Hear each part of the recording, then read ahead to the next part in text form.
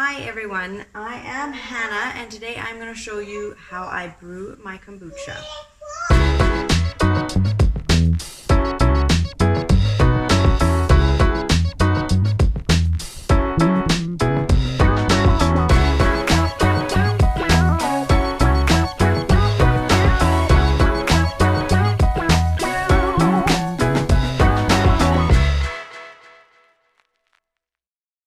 For those of you that don't know what kombucha is, it is pretty much a colony of yeast and bacteria. It's like this little gooey, mushroomy thing. It's really gross looking. And that's called a SCOBY, which is the colony of yeast and bacteria, and that's what kind of ferments, causes the fermentation and everything. So it's very good for you. It's the good bacteria that you want, so it's full of probiotics. I've heard that it's good for high blood pressure, it's good for your gut, great for digestion. So we drink that at nighttime. We used to drink a lot of Coke. Well, not a lot, but we would drink, Coke. And we found that we'd get more and more addicted to it. We'd want that sugar, so we'd just be drinking it more and more often, once a day, once every 2 days, but we'd be drinking it often. And we were like, you know what, that's it. So kombucha was a great alternative because it's got that, especially if you do a second ferment, it has that little fizz to it, and it's kind of like a substitute for pop or soda. We love it. The kids love it. You can buy a SCOBY anywhere from like $7 to $15 or $20, depending on where you are in Canada or the States. And you can buy like an organic SCOBY on Amazon. Or you can, if you have a friend or someone that you know of that has a SCOBY or that does brew kombucha, you can also just ask them to give you a piece, because every single time you brew, it makes a new layer on that SCOBY. You really only need to rinse this. You can wash it with soap and water, and I usually do every second brew, I'll actually wash it with soap, give it a good scrub. But you actually only need to really rinse it out, But go ahead, wash it, that's fine. As long as you rinse all the soap out of these bottles before you put the new brew in. You don't want any soap in there, so you want a really good rinse. So I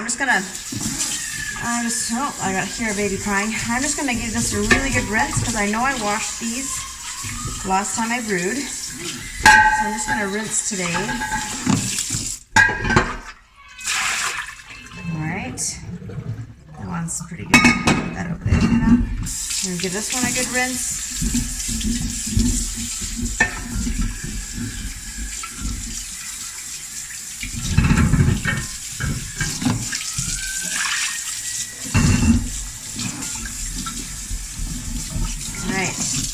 So there you go. I'm going to just set it up like that so it can dry a little bit. It doesn't have to dry all the way. Alright, and now I'm going to show you how I brew. People brew differently. Some people like to just brew a big massive pot on the stove with the tea bags and everything in it, and you're welcome to do that. There's so many different ways of brewing your tea. It doesn't matter. As long as you really just have a good brew going and the tea's strong and it's in there, it's fine. I'm going to put a little bit of cold water in it. About half a liter of cold water. Okay. Just half a liter, just to cool it down. So the first liter that's going into each jar is going to be lukewarm, and it's not going to crack my jar. So I'm going to fill it up to that liter point. Alright, so that's pretty hot, but I can touch it, it's not bad. So that is going to warm my jar up pretty well, so I can start pouring actual boiling hot water tea in here. You don't want to go and pour hot boiling water in here, because it's going to crack your jar. It's happened to me before, it was terrible. So I have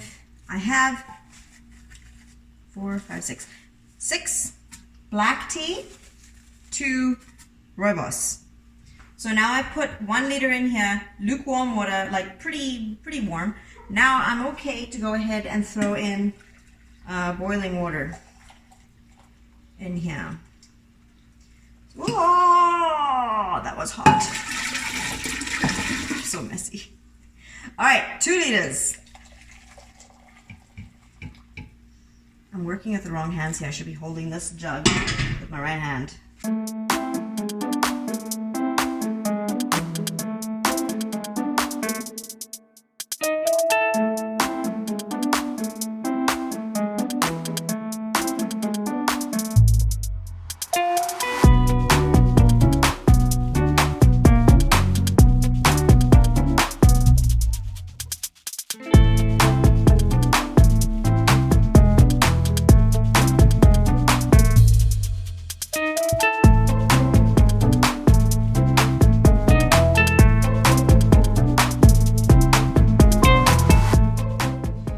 tea bags in each jar, 2 cups of sugar or organic sugar in each jar.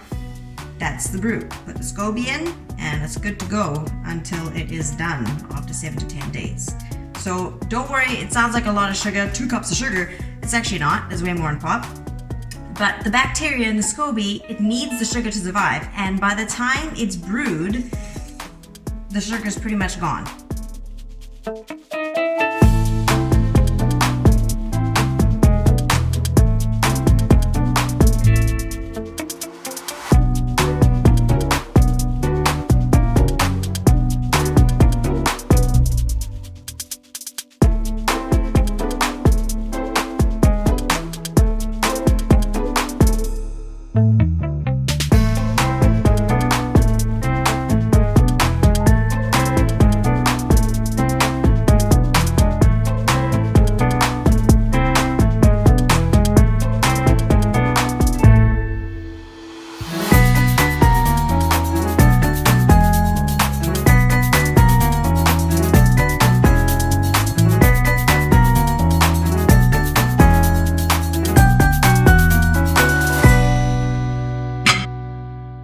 All right, folks, so I have my kombucha. I took the tea bags out.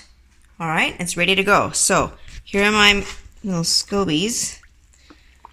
All right, I think this one here was in this one. 1, 2, 3, whoop. And my temperature of the tea has cooled right down to a very comfortable temperature, almost room temperature. And I'll take this one out. Looks really gross, doesn't it? Alright, and put this one in here. Okay, it'll kind of just go where it's supposed to go. You don't have to really fiddle around with it too much.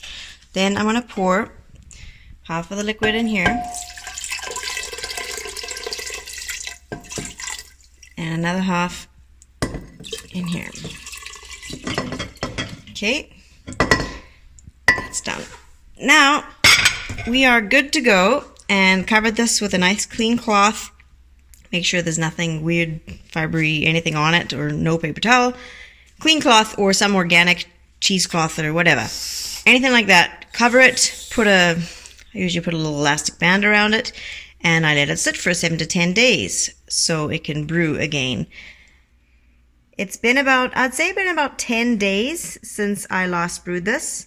And now it is ready to put into bottles again and flavor so that can sit in my pantry for a little bit longer. So there's the second layer. I'll show you guys again. You'll see there's the other layer, and that is a healthy looking SCOBY. As long as it's not blue or red or, you know, weird looking, it should be fine. I'm kind of hoping it's not going to be too acidic-y. A good way to test it though, you can always get a little plastic straw and you can just put it in on the side, and you can taste it to make sure if it's not brewed enough or if it's kind of over brewed. So I usually test it about 7 days, and then if I think it needs more, I just leave it for a couple more days. I am going to show you what I do with my SCOBY first. I grab a jar or a jug. I'm just going to put it in just a big bowl like this. So my hands are clean. I've washed them, rinsed them really well. I'm going to take the SCOBY out. I usually do about a cup of liquid to each SCOBY that sits there. Okay, so there you go. Let me just tilt my camera a little bit better here. All right, so that one's done. So that one's doing good. And then I'm going to take another cup. Mix it. Okay, give you something to eat. Cup of liquid for that one.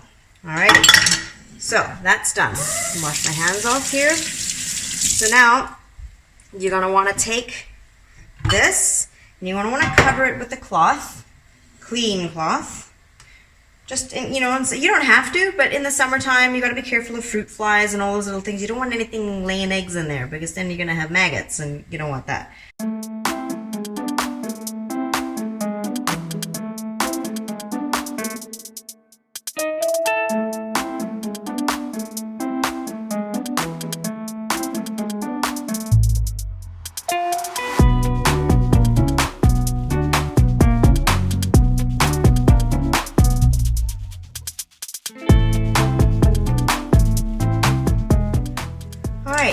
like to put in about 8 pieces of ginger in each jar, and I'd say about 14 to 16 pieces of blueberry, and I think about 4 to 5 cranberry.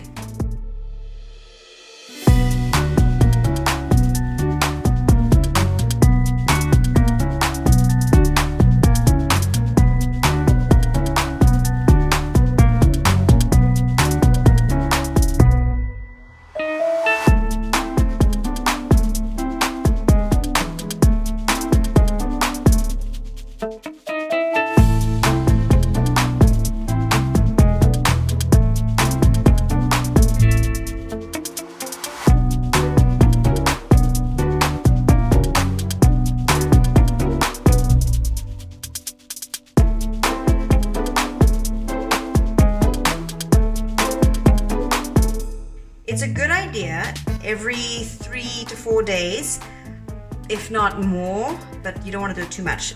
You want to go into wherever you're storing your second ferment, and you want to pop the bottles. It's called burping. So you want to just open up the bottles just a little bit, and then you'll hear a ch, but you got to be really careful when you open these up. Once they've started to ferment, they can explode and burst, and especially if you're opening this up, like if you go and open this up and it's been like a couple days since you've burped it or opened it, it's gonna go everywhere. It's happened to me. My sister-in-law opened it and went all over my ceiling. It goes everywhere, so you got to be really careful when you're opening it up. That's why I like to burp the bottles every 2, 3, 4 days, just depending when I remember. And I go ahead and I just pop it open. I just do a quick little close them. Okay, thank you very much for watching.